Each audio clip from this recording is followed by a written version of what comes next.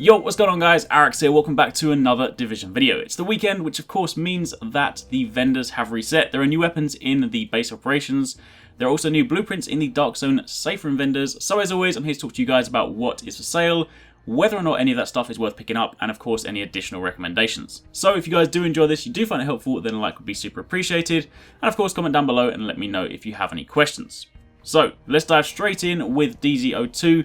This week, of course, this is where you get your gear. You have an electronics backpack, an electronics vest, a firearms holster, and electronics gloves. Now, generally speaking, nothing that I would massively recommend here. Gloves are, of course, always a good one to go with if you need something because, of course, they can roll Savage, which is, of course, one of the favourite things in the kind of 3-2-1 set. That being said, of course, if I was going for a 3-2-1 build with Savage, I'd most likely try and roll that on firearms gloves. So, generally speaking, in terms of my own personal recommendations, there's not really anything here worth talking about. So, jumping over to DZ03.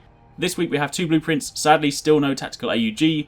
We do have a custom M870 MCS blueprint, which is of course a shotgun. Now, I am still not a massive fan of shotguns at the moment. They aren't necessarily as bad as, say, LMGs, but they also aren't necessarily as good as, say, some of the other top tier weapons. That being said, if you do like shotguns, the M870 MCS is one of the best ones. So if shotguns are your thing, I would definitely recommend picking this one up, just because if you can get a good roll on this, then this will be one of the best shotguns you can get. On top of that, you also have an Officer's M9A1 blueprint, which is a sidearm, a pistol, but that's not something I would necessarily recommend. Plus, this week, as you'll find out at the end of the video, there's also one of these on sale in the base operations as a standalone weapon. Either way, not a big one, so let's move on. Next up, DZ04, of course, this is where you go to get your gear mods. Now, this is the third week running. They seem to really be pushing performance mods. I still have yet to find a performance mod that I would consider using over a regular gear mod, like a stamina, electronics, or firearms mod.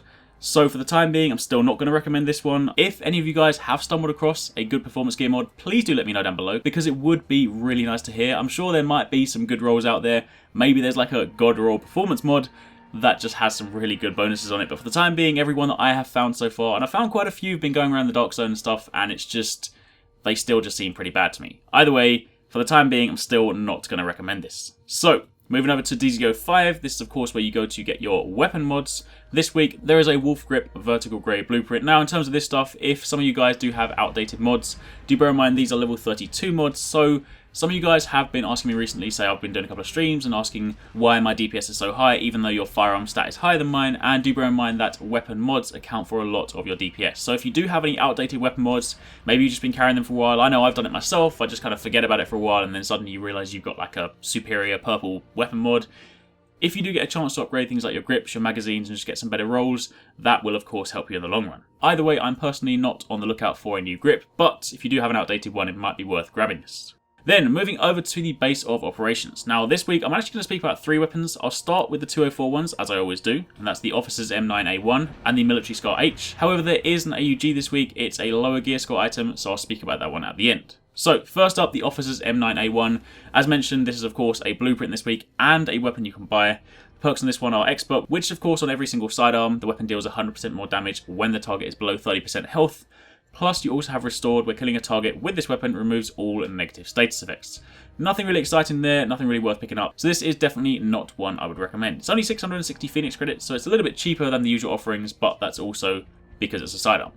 The other option is the Military Scar H, which is of course a marksman rifle, and on this you have Swift, where reloading is 13.5% faster. You also have Ferocious, where damage against elite and named enemies is increased by 14%, and you have Harmful, where each hit has a 13.5% chance to apply a bleed status effect to the target. Now, this is not a great weapon when you bear in mind that the other marksman rifle options are the M44, the custom M44, and of course the first wave M1A. This just sits in a kind of weird place where it's just not as good as either one. It's got lower damage, and of course if you compare the magazine size, you can get an equally good magazine with a first wave M1A, and that drastically outperforms this. So generally speaking, unless you are some kind of weapon collector and you're just looking to spend credits on absolutely anything, I really would not recommend this. Now, finally, the AUG A3 Para XS. Now do bear in mind that a few weeks back, I think it was like a month or just over a month, there was of course an AUG sold at the base operations. At the time that was a 204 one, so in terms of gear score that one is slightly better, but this one does have marginally better weapon talents. This has Deadly, Responsive and Swift. Of course Deadly is critical hit damage is increased by 26%. Responsive is where damage is increased by 13% when closer than 10 meters to the target, which is something you would normally do with an SMG. I use mine pretty close range. I know they do have a decent effective range, but I tend to use mine pretty close, so that's also something I get a lot of use out of. And also Swift, where reloading is 13% faster, and when you do bear in mind that SMGs burn through ammo pretty quickly, then a faster reload means less downtime, and less downtime means more DPS. So, in terms of actual talents, this is actually a pretty good one. The 204 one that was sold about a month ago had Brutal, it also had Vicious, and I think it had Meticulous on that. So of course, Brutal is a really nice perk. Vicious is a little bit situational because of course it relies that you be on full health, and Meticulous, while it has its uses, isn't necessarily something that I would consider a necessary perk on this weapon. So, this, in terms of talents, is actually better. It of course has slightly lower base damage, and of course it's a very lower gear score, so if you guys already have an AUG, chances are you have one that's better than this, or of course you have the potential to get one that's better if you have a blueprint. But if you missed the last one, this is only 206 Phoenix credits. Of course it's cheaper because it's a lower gear score, so if you are looking for an AUG, you could still make this pretty good, of course, if you spec it out the right way, and it could maybe be an interim weapon until you find something better. But for the time being, this does have some decent talents. It could be made to be pretty good. So if you are in search of an AUG, I would say that given this is so cheap, then this wouldn't actually be a bad purchase.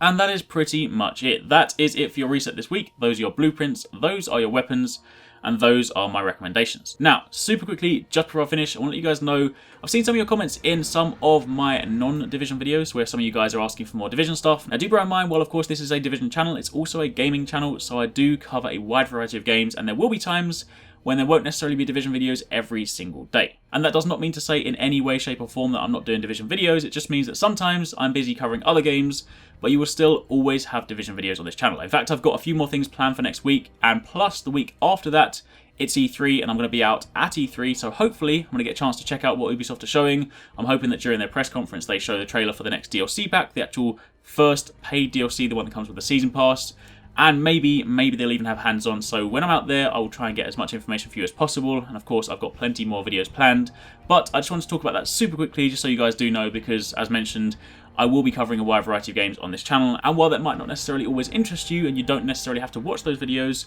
I just want you guys to understand that that's the structure of this channel.